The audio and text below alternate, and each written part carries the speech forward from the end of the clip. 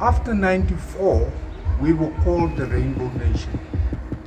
And everybody was feeling that we're going in a stage of metamorphosis, that everything will change. But then as that word of the Rainbow Nation in 94, actually the late Bishop Tutu, he was the one that was jumping, we are now the Rainbow Nation, you see? And we were all going after that. But then afterwards we found that no, this Rainbow Nation doesn't work. ANC did nothing for Indians, whites, they hate the whites. They did nothing for the nation. Nowadays, you see more and more murders taking place, councillors being murdered. A lot of people need work, but there is not work. There's a mentality of we have the right to receive stuff, we have rights, but we don't have responsibilities. People owe us something, we've been left behind, and therefore people must be gracious towards us and provide. The country is rich, it's just not run right.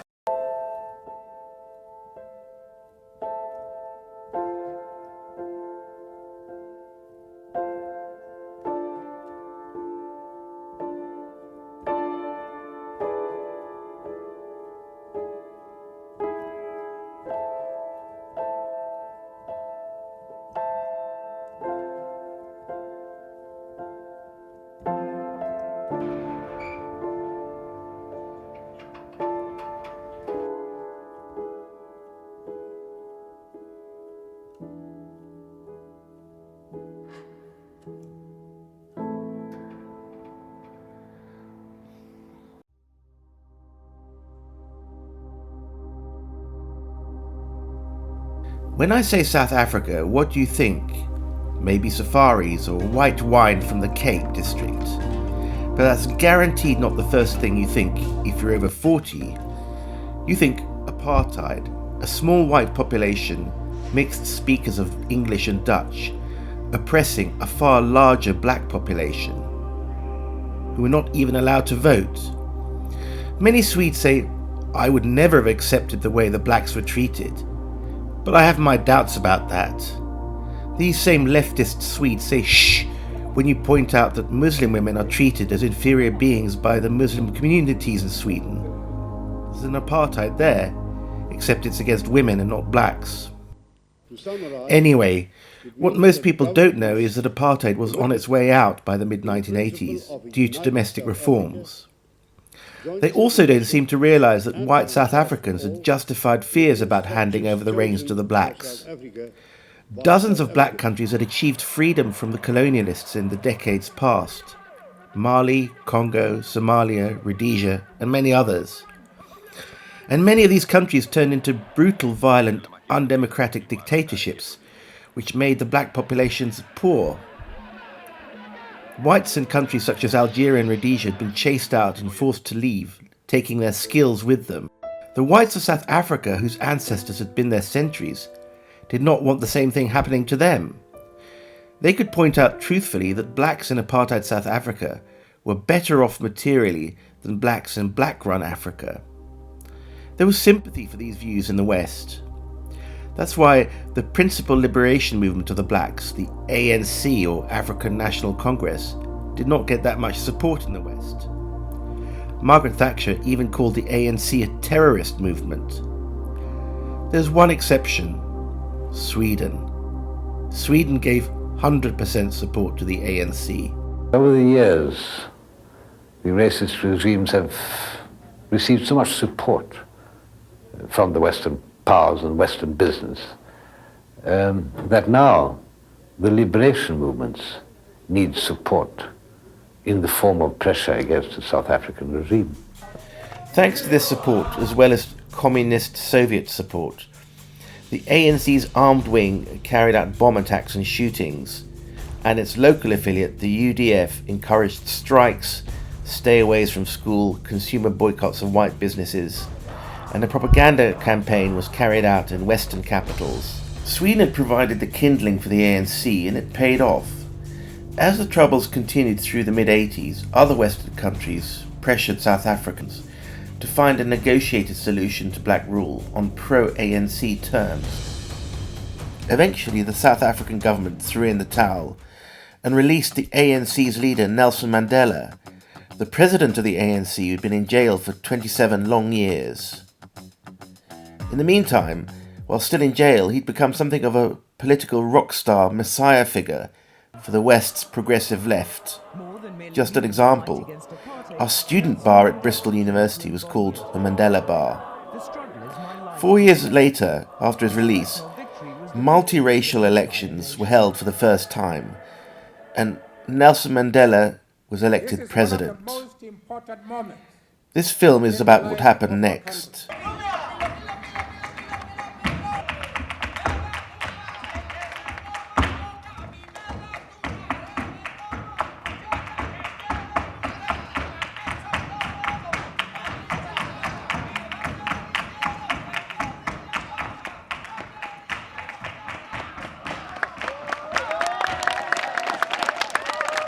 In November 1985 and on the 21st of February 1986, Palme made two sulphurous, angry speeches about apartheid. Satsa 5 miljoner extra på stödet direkt till ANC och dess humanitära arbete. A week after the second speech, he was dead. Sten Flyger has written a book arguing that Olof Palme was assassinated by South African intelligence services. He's also an expert on the politics of the region in the 1980s. Nej, men alltså Olof Palme var väl känd i alla fall vad det gäller för hans kontroversiella, får man säga, utrikespolitik. Olof Palme had a reputation as a peace star, but he was actually a warlord, and he travelled on his peace missions around the world, selling arms at the same time, not least to opponents of South Africa, as during this trip he made for his peace commission to Nigeria in January 1983. Det humanitära biståndet ökade lavinartat på 80-talet när sossarna kom till makt via Sida. Så jag är övertygad om att Nigeria måste ha fått betalt utav befrielserörelsen. Var kom då pengarna ifrån? Ja, de kom ju från Sverige till stor del. På så sätt kunde ju då pengarna gå tillbaka till Sverige, till Bofors. Samtidigt som också Bofors hade kris. Det var ju arbetspolitiskt. Här slog man ju flera flugor i en smäll. On top of top-secret support for rebel guerrillas, Sweden also supported a broad front of propaganda, humanitarian aid and legal assistance outfits, which protected ANC political prisoners. I helped to building up the support to the apartheid resistance by Swedish government funding. And my work was twofold. One was to find out what was happening in the apartheid resistance, and another part of it was to see what organizations, what people, what societies could be support in order so that they could grow and be stronger and be a basis for a new. And this was in opposition to the interests of the apartheid regime. Yes, that was very much in opposition to the apartheid regime. And you saying that the Swedish actions actually helped bring apartheid to an end? Well, how can I be sure? But yes, it helped. But I'm saying, how can I be sure how much? I don't know. But listen to the people down in South Africa. They will tell you how much it meant. I went to Sweden once a year. I got most of the money from them. I think, of this enormous budget that we ran in London. Yeah. Over 60% of it came directly or indirectly from Sweden. Yeah. It came either directly or via the United Nations Trust Fund for Southern Africa, and it would go into our coffers in London, the 80s, when the pressure in South Africa was largest, and Sweden was frankly the country that responded and gave us the money. I decided to go down to South Africa myself, The campaign to end apartheid had been the big emotional campaign of the 1980s when I was a teenager. The blacks of South Africa had been treated with great indignity and barred from white-only rail carriages and restaurants. They had to live in special homelands and needed passes to come to the white districts to work. When the first multiracial elections happened in '94 and put the ANC resistance movement in power, the world rejoiced. Now a rainbow nation would be formed. Black and white would live happily in this new democracy together. Peace would reign after a violent few years. Prosperity and racial economic equality surely loomed ahead for this country that had so many resources. I had to find out for myself because the Swedish and Western media had strangely lost interest in South Africa after 1994. For nearly 30 years it's been off the map. It's so strange that the Swedes have not wanted to bask in the glorious victory over apartheid in which they played such a big part. Today's South Africa ought to be Sweden's glorious trophy, showing what a progressive, moralistic intervention could do. Ought it not? 10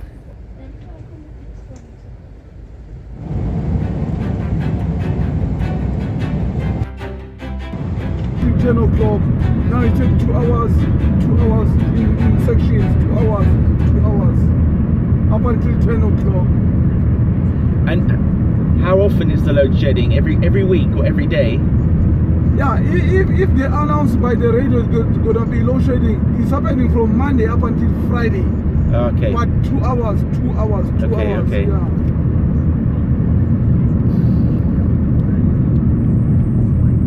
That must be terrible for business. Do they have their own generators? Yeah. And they damage a lot of things, especially if you are going to work. These things, appliances are damaged by the houses now. These fences, I mean, they really stand out. Electric fences and security vans everywhere and signs. Absolutely. You must have 1.8 meter walls with electric fences, with dogs, with outside beams, outside alarms, with inside alarms, with a reaction unit, and have your gun or your pistol next to your bed, and know your numbers. And in fact, what we find now that certain areas in blocks have WhatsApp groups to warn each other if there's movement in the area, or if they see something suspicious. The what we call community police forums are springing up everywhere. And they've got radio, so you can immediately call on the radio and they will come and assist you. Crime is very, very high in South Africa. I was a policeman here in Pretoria, and I would come into town early and park my car near the Burgers Park Hotel.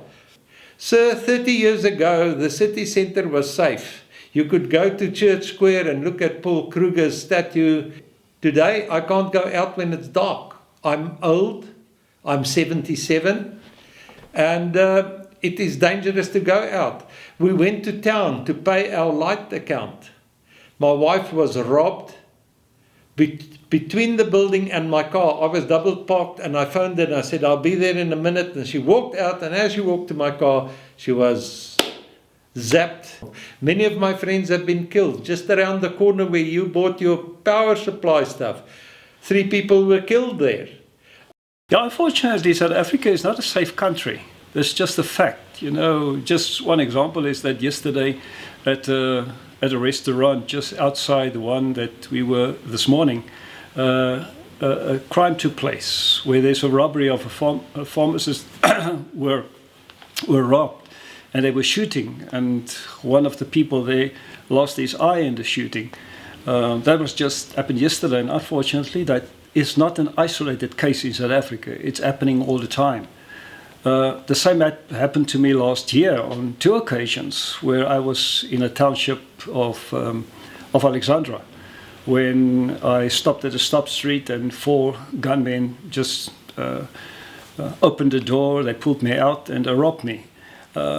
Fortunately, you know, I didn't lose my life. But it's actually a pity that we must be thankful for not losing your life. That's just how crime has become. And crime these days doesn't have a name, doesn't have a skin color, doesn't have apartheid or democracy. It is just crime. Last year in April, I was shot both legs in an attempted hijacking. You were shot in both legs? Yes, I was shot in both legs. Oh my God.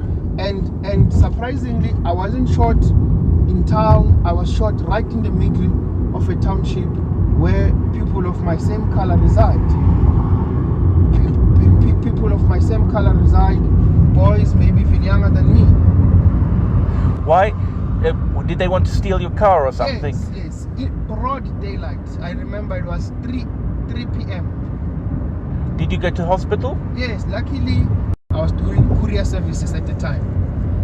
So I hired someone from home, from the neighborhood to come and assist.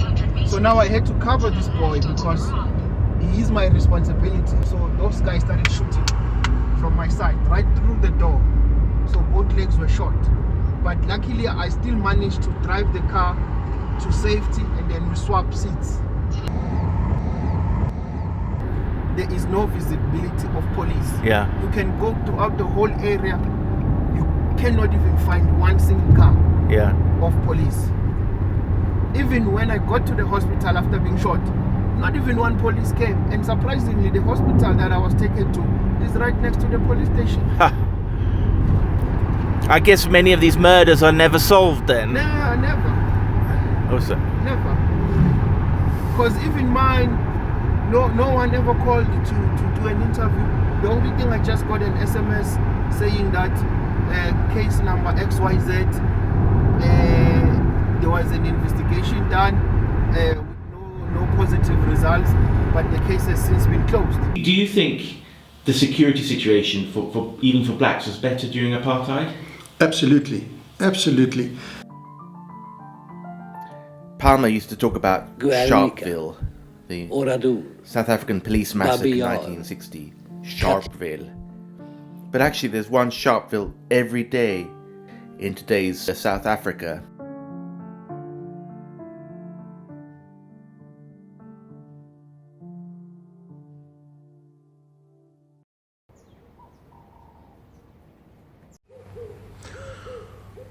I'm waiting on the terrace of my hotel room in the suburb of Glen Vista in Johannesburg. It's an incredibly agreeable place. In suburbs like Glen Vista and others like it, the white elite still lives, and so does a growing black and Indian elite.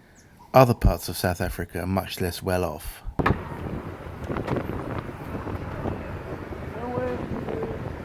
With us here on Morning Live now, South Africa's unemployment rate has hit a record high, and that's from 34.4% according to the quarterly labour force survey in the second quarter of 2021 to 34.9%. Well, let's head to South Africa now, where youth unemployment is at a staggering 66.5%. There's a first world economy sector in finance and technology. It employs a few people and mostly whites. But the manufacturing sector that could employ the masses has shrunk by half in 2 decades. And foreign investment is deterred by sky-high crime rates. The public sector and political scene is dominated by ANC loyalists who don't seem to do their jobs and are more interested in the trappings of power than exercising it for the benefit of the community. Racial quota systems put skin colour ahead of competence and experience. And that could explain why many things seem to be falling apart. Many young whites fall foul of the quota system that prevents them from getting a job and emigrate after graduating, to the parents' despair and South Africa's loss. 11 distinctions in matric, and you got a black person who barely's got 50%, but they will send him to university, and this guy that's got 11 distinctions, sorry. The ANC changed the system to what they call a BEE. It was first BEE, now it's broad-based black economic empowerment, where it was black economic empowerment. And almost everything, if you deal with government, has got to do with race. On every level in society, they use this BEE. Even in sport, maybe I'm a better sprinter than a black person, but because he's black, he gets preferential treatment. Almost before you apply, know that you wouldn't be getting the work. Parents have got kids that all go abroad. ANC did nothing for Indians, whites. They hate the whites. They did nothing for the nation. They got very deep pockets where they put money in their pocket. Their pockets can take millions. So that's why the individuals like us, we are suffering today. Everybody was stealing money all over the place from every government department you can think of, and it's not millions, it's billions. You take a power utility like Eskom, it's everything is just a skeleton. All the money has been stolen. And nowadays, you see more and more murders taking place, councillors being murdered. And they murder the councillors because they don't see being a councillor serving the community, they see it as getting money. So if you are standing against me in a ward, I will kill you and then I'm going to be elected as the councillor and I can get money. What's happening here is that the rich, and especially the blacks, they get super rich. And the poor blacks, they are now very, very poor. It's a small portion, 1 or 2% of the blacks who get very, very rich. The rest don't. There's just no end to it. Whatever you do, and you don't want to become part of that, of corruption, but you are forced sometimes to be part of the corruption just to get the work going. And you've got the decision, am I going to lose 100,000 rand or am I going to pay this person 1,000 rand and get the job done? So you become part of. And does that mean they have a hold on you later? Absolutely. We have people at robots sitting 30, 40 people in the morning without work, and me being on the road quite a bit, it grows substantially. I can pass the same intersection and there's more and more people there, and it's white as well as black. White as well as black. I mean, like you would never see in the past a white guy standing with a little board begging for a couple of rand, and it's growing. We give a bit of food to some of the guys in some of our areas. We take some food to them on some nights. There's the squatter camps go up, and not as in the olden days where it's only a white squatter camp. So the situation's dire, not just for white but also for black people.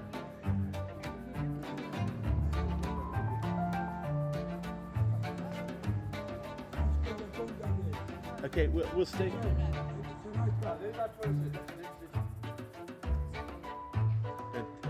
she want to be on camera?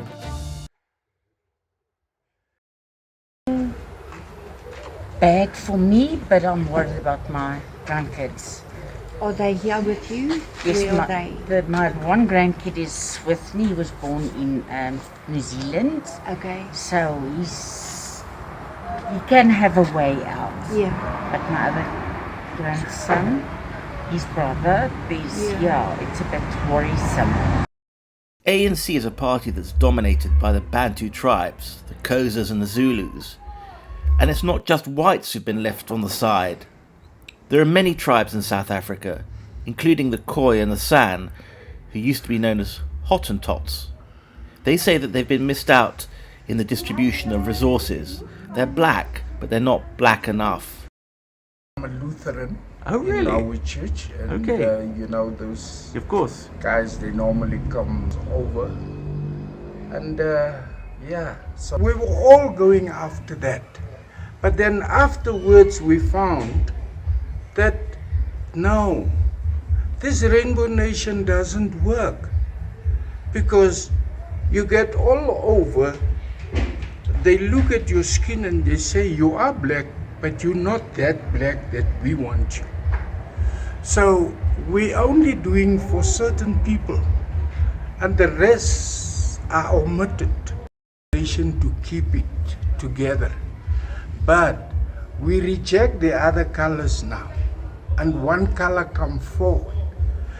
Even if you go now, and that's the truth, if you look at how the people ransack this country, but then when they destroy it, it's fine. But when they rebuild it, they say, where's the other colors?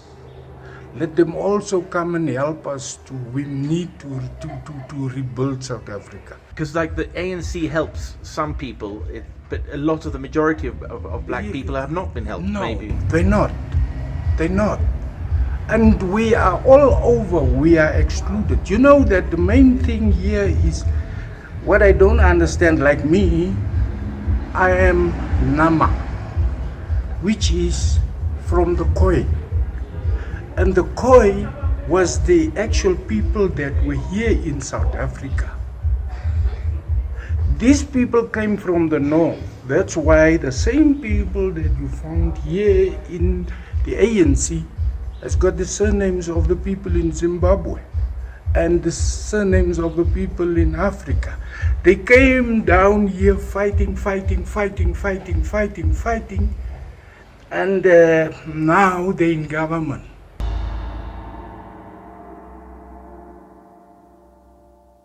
Yes, it's obviously if you have a squatter camp in your area, that your crime in your area is going to escalate.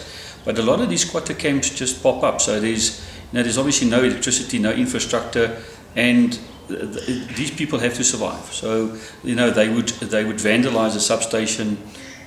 They knowing nothing about any power connections, they'll do their own connections, which then also causes to power outages because of damage to the substation. And also, like we've heard of so many, shack fires. But immediately when we have, that load shedding, then advantage is for them to go into the cable because there's no power, and then drag it out. Then when power comes back, we don't have power. I understand also there's a water supply problem as well. Absolutely, we're going to run out of water. We've got two rivers, main rivers, the Vaal River and the Orange River. And very often you will find that sewage is dumped into the Vaal River, for instance, which pollute our biggest dam, one of the biggest dams, the Vaal River. And they build these shacks in or close to the rivers, and they wash in the rivers. Everything goes into the rivers, and then it ends up in the dams. The population is growing and growing and growing, and we're getting more and more illegal people coming into South Africa, but the government is not looking after the water and the quality of the water. And I know that AfriForum have done research on the quality of the water, and they found in the majority of the places where they've tested the water that the water is not suitable for being used by people. And still, government is doing what you can see, almost nothing. I would guess we have got 60 million people in South Africa. And you know what? The National Party was the last people to build a dam in this country. For nearly 30 years that we've got the ANC in power. They haven't built one dam. But really, we had a very, very good, flourishing country with a flourishing infrastructure that we gave over to the ANC. So just do your research and you will see how strong our Electric Supply Commission's reserves and capital and things was, and compare it to today. Look at our output then, look at our output now of power. It's down. Look at our mines. Everything is down. There is nothing that we don't have. Trains are not running. The railways have been destroyed by thieves who've stolen the signalling and the track, which means that people can't commute to work anymore, which means that unemployment rises even further. They get from the traffic lights. They say there's a chip that they get from these traffic lights, and then I don't know what they're doing with that chip, but traffic light can be fixed today, tomorrow it's not working again. That shows that something is important in that traffic light. I can assure you that I'm not exaggerating, but 80% of all the municipalities in South Africa is in financial trouble because they misuse and abuse the system, and they're just there for the job and not to do the job. And the systems collapse the one after the other. I know Lichtenburg, for instance, the sewage works are not working. Koster is a classic example where the community went to court and took over the sewage works, took over the water works. They now want to appoint somebody who can be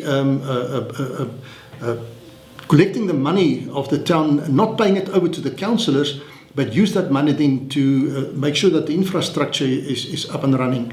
So the community take over, but still the councillors are sitting there and they are earning the money. But you'll have a private fire brigade which is more effective than the fire brigade. You cannot rely on them. Here in Pretoria, or we call it Tshwane, for instance, in the past the municipality was responsible for the ambulances and the fire brigade. They've just recently gave up running the ambulances, so there's no ambulances for Tshwane anymore. They've got a fire brigade, but the fire brigade is stretched far beyond what they can cope with, and we are relying now on private entities setting up fire services. Taking opportunities of saying to blacks, go and place yourself somewhere on a free space or fridge. Whenever you get arrested, they do not play being part and parcel and keep taking you out from the imprisonment. We need to have documentation, like your passport, to be relevant, and time frame that you are going to be spending there. Okay. So 1950 part to the communities are mostly mainstream schools, rather than your. Yeah. So that is. And are you going to vote in the next elections? I will. For which kind of? Are you voting for change? Yes, exactly what we do. And do you like the ANC? No. When talking about solutions for the future, there are roughly two camps. One believes that the problem is political, the ANC are hopeless, but the Democratic Alliance Western Cape, which includes Cape Town, is actually better run, and that could be a model. Just help the blacks with mentoring in the professions and work on reconciliation and initiatives like Barent's cleanup initiative, and everything will be better. There's another strand of opinion though that believes that Africa, black Africa, is a hopeless case because of deep civilizational and biological differences. Let's hope the optimists win, I have to say.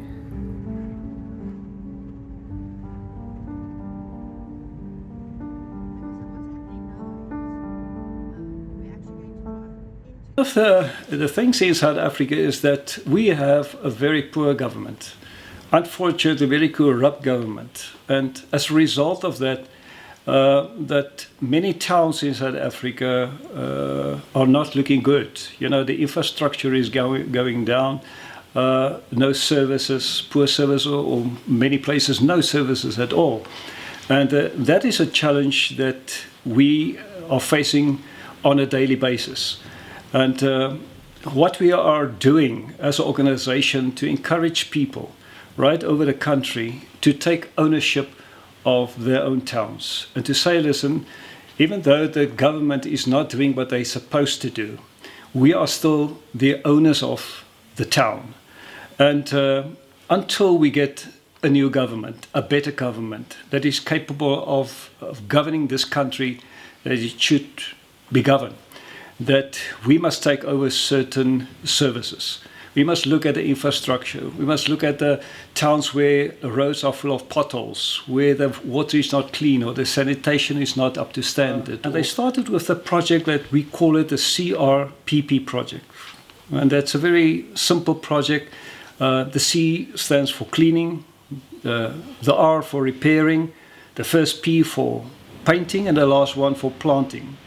Clean, repair, paint, and plant. To look at the aesthetic part of a town. We want to make a town tourist friendly. We want to make it investment friendly so that people can come there and to say, listen, this is a place where we want to spend our money.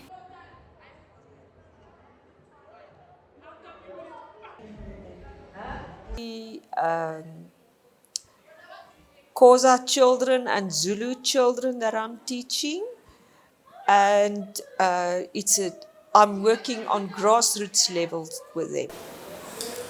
Do you think that South Africa needs many qualified engineers and to build new power stations and dams and roads and things? Do you think are they being trained to take over South Africa's future? No.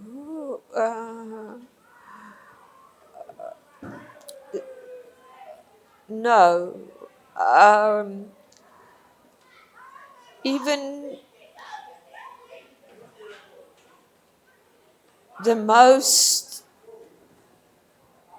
ambitious person that we had in the school who got 4 distinctions ended up as a teacher's assistant. I think abstract thinking, also thinking in the future, planning for the future is something that they lack. They can only live for today, for now, and for the fun of the moment. How many have come into your realist position? Except for the far right-wing people with whom you also don't want to be associated with. A few people have come to this realization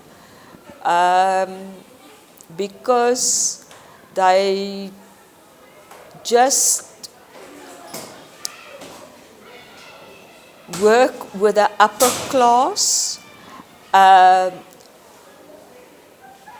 and quite frankly, I'm not going to try and change people's viewpoints because I know what I know and that is enough for me.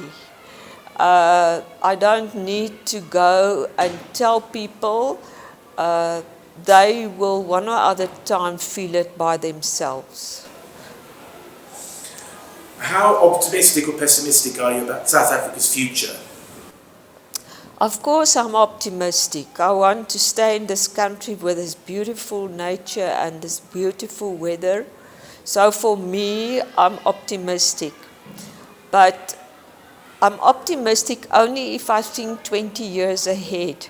But if I think 100 years from now, I cannot see development unless something happens. Can you just give an example of your liberal self in the past? I mean, give us your liberal credentials.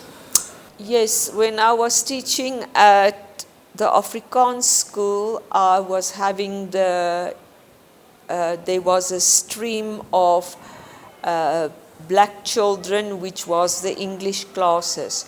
So I was always being with the English classes, and I had a lot of sympathy for them, and I tried to make excuses for them, for their noise, for their lack of work ethic, for lack of achievement.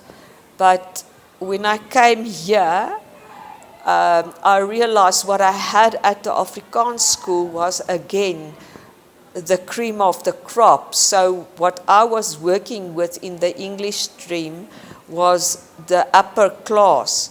And here I'm working with everyone.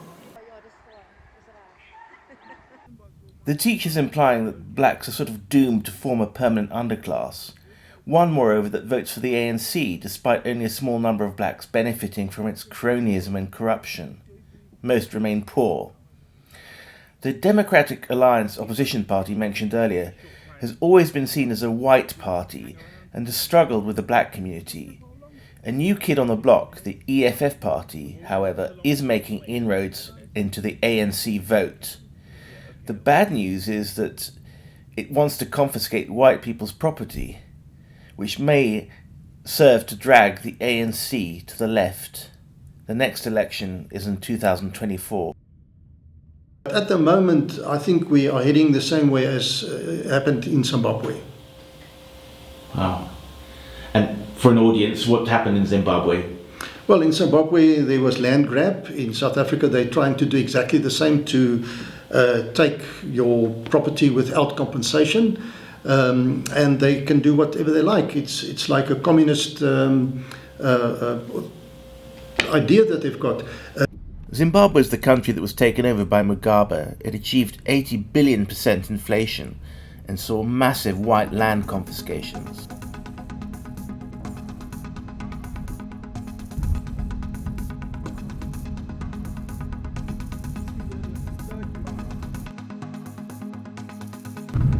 you know, so there's no water, but they must get something. Or is it the government? Or Well, sometimes I saw another white people here just bring some food, you know. Okay. More especially in the morning, maybe for tea. Okay. So what do you think of that EFF party? You know, the ones that... Yes. EFF, yeah, can help because we are from prison. Yeah. We've been in the New York prison, 3 years in prison. Yeah. And our mother here with kids. Yeah. 3 years in Lindela prison. Okay. Now they took them here by immigration. Okay. Now we are waiting for UNHCR to find solution for us. And are they helpful? Protection, no. No. Not at all. The EFF is a big concern because the poor people, they like what the EFF is saying, but I don't think the policy of the EFF will work in South Africa. It will polarize the groups totally, and that is a potential civil war.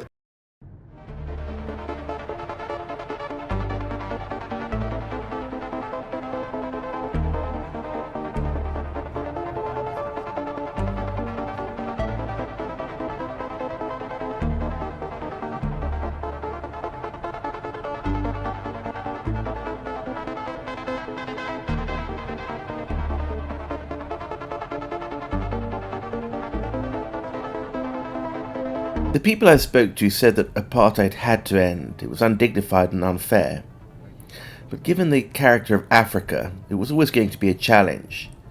Could the transition have been handled differently? Let's leave the pessimists aside for one moment who think that all black majority rule, whatever the party, is bound to lead to disaster. Some people say that Mandela should have been released much earlier. Then he would have had a longer presidency and put the ANC in South Africa on the right track.